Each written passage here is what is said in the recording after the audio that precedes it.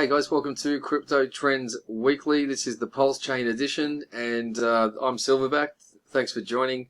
And we've had a pretty exciting sort of a week. A lot of drops in the price. I mean, we're talking about long-term trends here.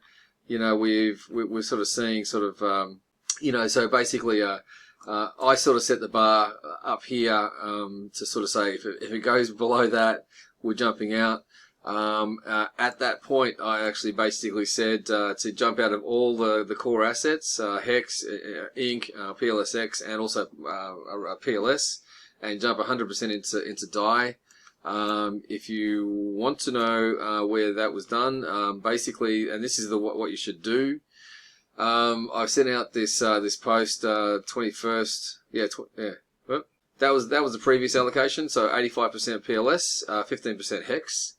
That made up 100% of the portfolio. That was around the 17th. So I mean, not to go back and check exactly what happened, what day, and all that sort of stuff, but that was the 17th or something like that. So even up to here, where are we? Even up to around about the 17th, we were still sitting in these assets. But then, can you see? See, I put like a little stop there, and then we passed through it. So basically, that was my trigger to sort of say, let's jump out of these assets just while it sort of like cascades down. It turned out to be the right call. It ended up dropping. What was it from that point? It was about 44.7%. So if you did get my call on this date, saying to get 100% into DAI and sell everything else, you would have well, I say here, due to market conditions, we sold everything to DAI. I would keep an eye out and let you guys know when one of the core assets is bouncing and we see some green shoots again. In the meantime, save your gains in DAI, go far with some stable coins for a bit or whatever in the meantime. But that's basically the sort of like updates I'm sort of able to give you. Basically now it's just down to looking where we are now and looking at the trends over the coming week. One thing I do want to actually just give you a bit of a disclaimer. I'm doing this is actually it's actually done on a daily chart, and I'm doing the weekly trend on the daily chart. But so the way this works is if I was to go to weekly, right, for example, I would probably I would have caught this around about the 9th of December as far as my line in the sand, and you can see it gets it perfectly.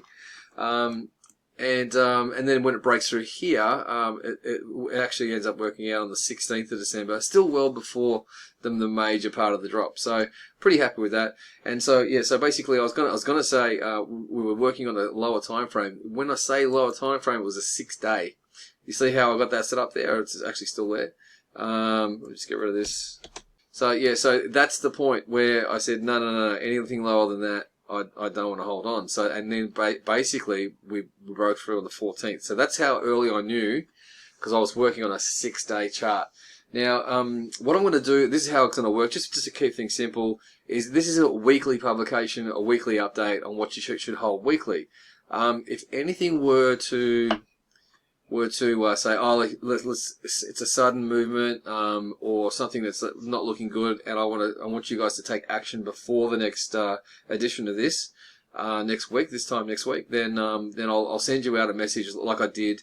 The only thing you got to do is make sure you go down the bottom of this Substack, and it says subscriber chat. You got to join that, and then you'll get a little quick simple email like I just showed you.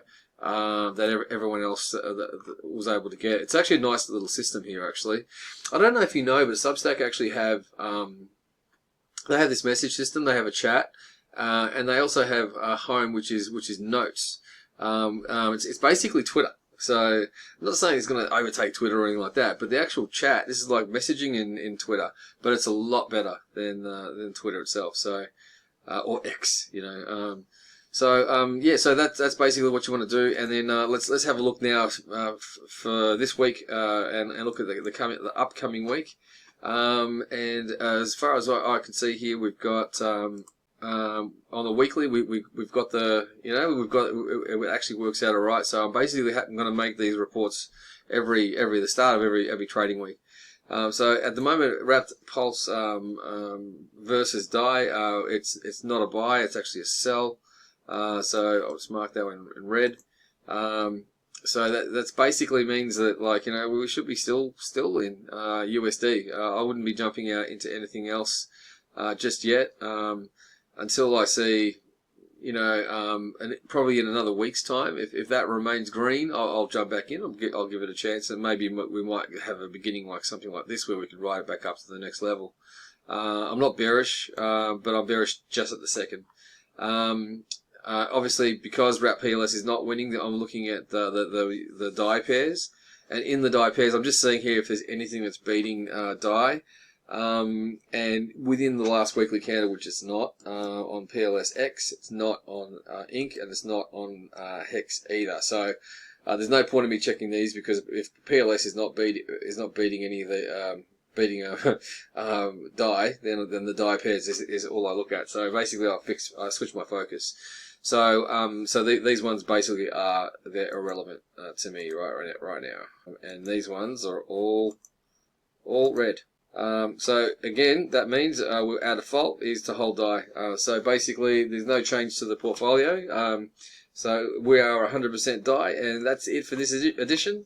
I'll speak to you next week. All the details of this will be down below, but there's not really much to look at. We're just holding USD or die. So thanks, guys. I'll talk to you soon. Cheers.